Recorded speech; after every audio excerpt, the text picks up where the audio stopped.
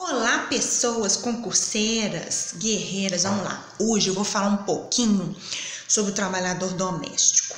Vou falar um pouquinho sobre o histórico legislativo, o conceito, as características do trabalhador e alguns direitos que foram surgindo ao longo do tempo. Então vamos lá. Olha só, o trabalhador doméstico, ele começa lá na escravidão. Em 1888 veio a Lei Áurea e aboliu a escravidão. Essas pessoas que já trabalhavam conforme o sistema escravagista continuaram trabalhando a troco de alimentação e moradia. Aí, lá no início da República, aplicava-se as ordenações do reino para regulamentar esse tipo de serviço. Foi a primeira regulamentação. Depois, o Código Civil de 1916 regulamentou a alocação de serviços para o trabalhador doméstico, sem prever nenhum direito.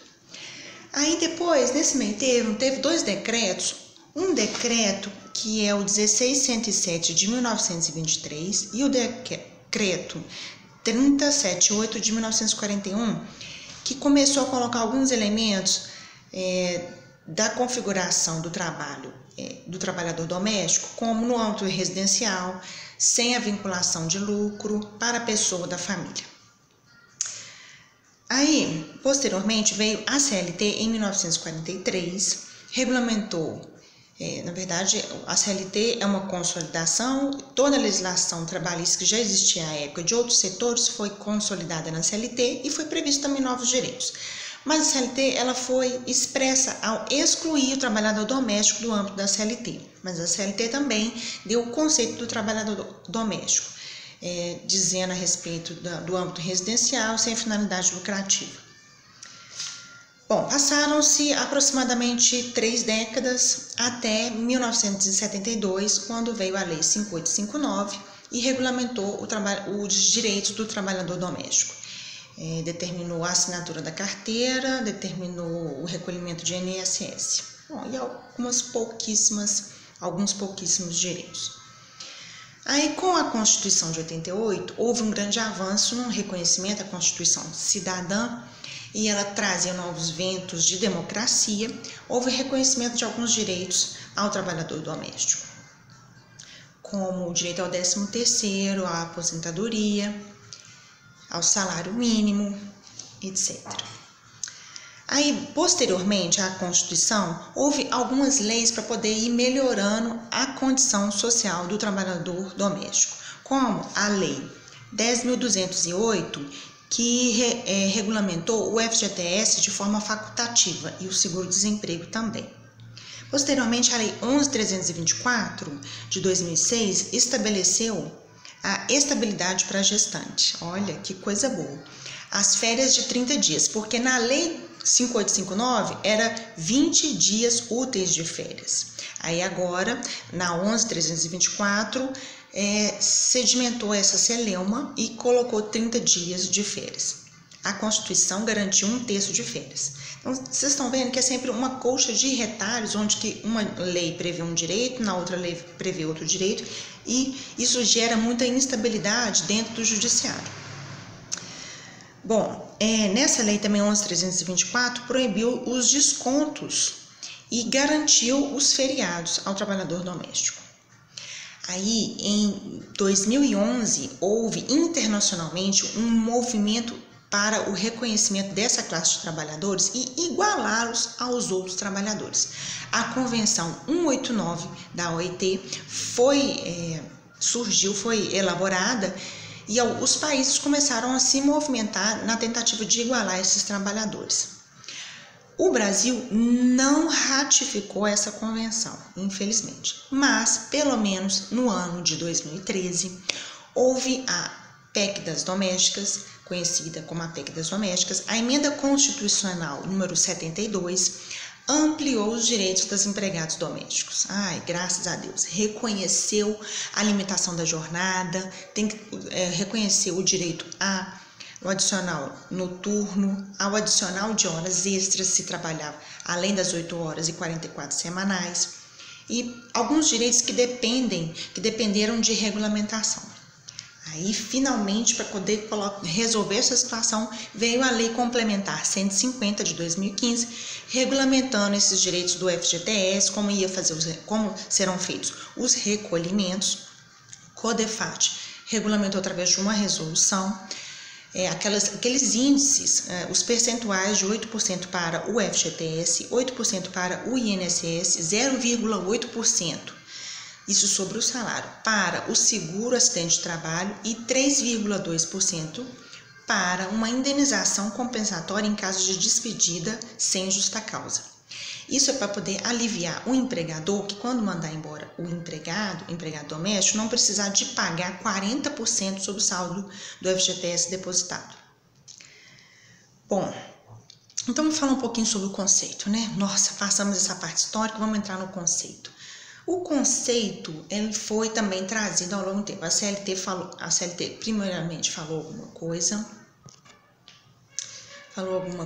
a CLT mencionou alguma coisa a respeito de ser no âmbito residencial para a família ou para a pessoa física, fora, sem estar movimentando nenhuma atividade econômica ou não lucrativa. Bom, aí veio a Lei 5889 também respeitou muito esse conceito e a Lei Complementar 150 apenas acrescentou que também será considerado empregador doméstico aquele que trabalhar por mais de 2 vezes na semana. Então, o conceito é esse, é a pessoa física que trabalha para uma outra pessoa física ou para a família no âmbito residencial, para atividade que não esteja movimentando lucro, que não seja atividade econômica e por mais de 2 vezes na semana. Isso é o conceito da Lei Complementar 150. Aí a gente sempre fica atento àqueles requisitos fáticos jurídicos da relação de emprego, que no caso do empregado doméstico existem alguns elementos a mais. A pessoa física, a pessoalidade, a onerosidade, a subordinação. Esses são comuns da relação de emprego normal. Da relação do empregado doméstico, a gente vê a continuidade, que é um plus a mais da habitualidade da relação de emprego. Então, aqui existe essa continuidade na prestação de trabalho. E isso ficou muito claro agora, de uma vez por todas, que é acima de 2 vezes na semana, porque na jurisprudência vacilava muito, havia decisões que consideravam 3 vezes na semana, havia decisões que consideravam 1 vez na semana para um período longo, de 3 anos, 4 anos prestando serviço, também considerava como o empregado doméstico. Agora, a lei complementar regulamentou essa matéria de forma que definiu objetivamente esse assunto. Bom, a finalidade não lucrativa, já falamos, onerosidade e continuidade. A pessoa ou a família. Aqui a gente tem, é bom comentar alguma coisa a respeito, quando essa família tem uma chácara e ela passa lá os finais de semana.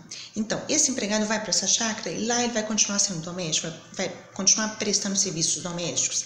Sim, se essa chácara servir apenas para o lazer dessa família. E não, ele vai ser considerado um empregador rural se essa chácara lá tiver atividade econômica, se plantar alguma coisa, se criar alguma coisa, se receber alguém, se for tipo um hotel fazenda. Então tem tudo esse viés, essa característica. Se tiver algum tipo de atividade que seja ligada a uma atividade econômica e lucrativa, vai perder essa característica de empregado doméstico, ok? E aí? E a república de estudantes? Junta todo mundo, vai morar num lugar e coloca uma pessoa para lá fazer limpeza 3 vezes na semana, ninguém quer fazer nada mesmo, com aquela preguiça, coloca 3 vezes. E aí, vai ser doméstico? Vai ser doméstico sim. Mas mesmo se esse pessoal der uma festa, cobrar ingresso e tal, olha, essa cobrança de ingresso geralmente é para poder repartir os lucros, não é para repartir lucro, é para poder repartir o custo daquela festa. Então sim, aquilo ali vai ser doméstico sim. Bom, o que mais que a gente levanta aqui? Aí existe também essa questão do âmbito residencial, uma pessoa que trabalha no ambiente residencial. Hoje está muito comum o home office. E aí, essa empregada doméstica que vai lá e faz a limpeza, um advogado que tem um escritório em casa, uma dentista que tem um consultório em casa, essa trabalhadora doméstica vai ser empregada doméstica ou isso acontece uma promiscuidade contratual e pela teoria do contágio vai contaminar esse contrato como um trabalhador urbano? Sim, essa é a resposta. Vai haver, assim, o que acontece? A maioria das decisões são nesse sentido, porque o intuito da Justiça do Trabalho é sempre fazer uma interpretação teleológica da finalidade da Justiça do Trabalho, que é realmente proteger o trabalhador. Então, é mais protetivo, é mais benéfico ao trabalhador lhe conceder os direitos do trabalhador urbano. Então, devido à dificuldade de se mensurar quanto tempo que ele trabalhou como empregado doméstico e quanto tempo que ele está trabalhando dentro do âmbito comercial, devido a essa dificuldade, está dentro da casa da pessoa, as decisões aplicam essa teoria do contágio e dá os direitos do empregado urbano.